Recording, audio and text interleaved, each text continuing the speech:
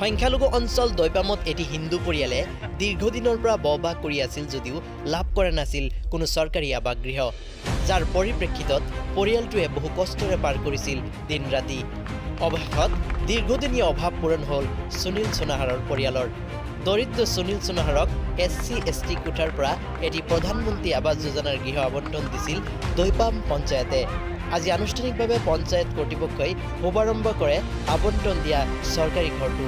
लगा हमको, पहले मैं सरकार को धन्यवाद करूंगी, उसके बाद यहाँ का जो पंचायत है सर उसका धन्यवाद करूंगी, और फिर यहाँ से जो सब लोग पब्लिक लोग हैं, सब हमारे आसपास जो लोग रहते हैं हम लोग को बहुत मदद करते हैं, और बहुत खुश रहती हूँ मैं यहाँ पे।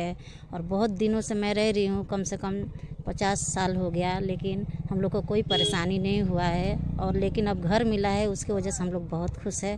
घर की वजह से बहुत परेशानी थी, अब हम लोग बहुत खुश है, हम यहाँ पर खुश रहते हैं।